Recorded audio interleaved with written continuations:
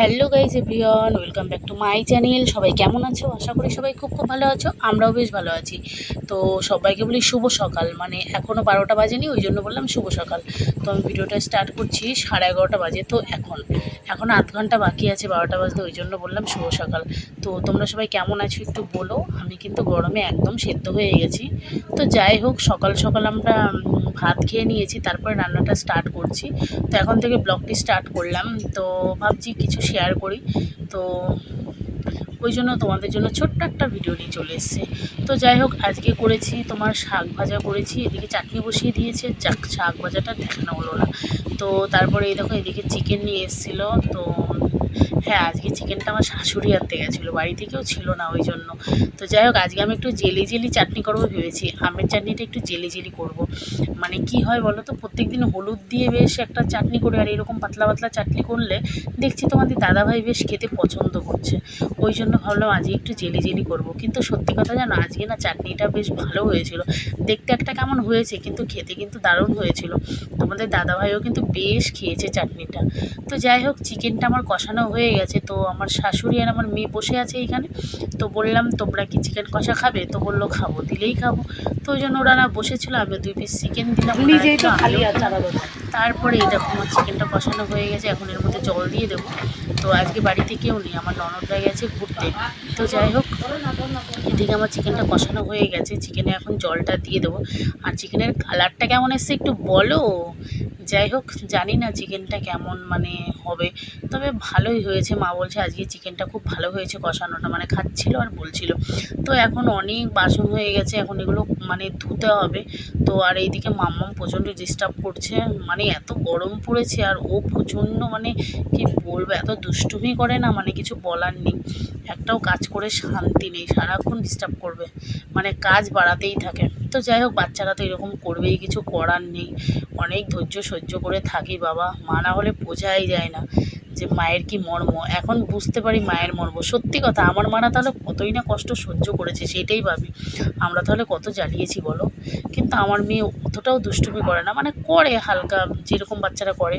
তো তাদের তুলনায় একটু অল্প, মানে মেয়ে একটু বেশি বোঝে, মানে সব কিছুই বেশ বোঝে ভালো, বড়দের মতো। তো যাই হোক, বক বক করতে করতে আমার কাজগুলোও কমপ্লিট হয়ে যাচ্ছে। বাসনগুলো মাজা ঘষা করে ধুয়ে নিয়েছি। মা আজকে অনেক কাজ করেছে, মানে মা হচ্ছে তোমার মাংস আনতে গেছিলো, তারপরে কি জেরক্স করতে গেছিলো। তো মা বললো এত গরম। তো আমি বললাম থাক মা, তোমার আজকে আর বাসনগুলো মাজতে হবে না, বাসনগুলো আমি মেজে দিচ্ছি। মানে মাও মাজে আমিও মাজি, যখন যে সুযোগ সময় পাই আর কি, বুঝেছো। তো এরকম মিলেমিশেই আমরা কাজ করি, কিছু করার নেই। মানে একসাথে থাকতে হলে এরকমভাবে করতেই হবে। যাই হোক, দেখতেই তো পারছো বাইরে কত গরম পড়েছে, আমার মুখটা দেখেই বোঝা যাচ্ছে। সত্যি মানে গরমে পুড়ে ছাই হয়ে গেলাম। তো যাই হোক, এদিকে আমার রান্নাটা হওয়ার মধ্যে এই ফাঁকে বাসনগুলো মেজে নিলাম। আর এখন হচ্ছে তোমার পাতলা পাতলা ঝোল টাইপের করবো, মানে একেবারে পাতলা করবো না। তো সেই রকম করে মাংসটা একটু ঢেকে দিয়েছিলাম যাতে তাড়াতাড়ি হয়। আর গরমে উনানের পাশে থাকতেও বিরক্ত লাগে। তো যাই হোক, তারপরে তো দুপুরে খাওয়া দাওয়া করে একটু শুয়েছিলাম। আর এই দেখো, সন্ধ্যাবেলা আমার শাশুড়ি আর মেয়ে বেরিয়েছিল। তো মেয়ে বাড়িতেই ছিল, শাশুড়ি গেছিলো। তো কার বাড়িতে পাঠ হচ্ছিলো সেইখানে মানে প্রসাদ দিয়েছে, সেটাই মানে খাচ্ছিল।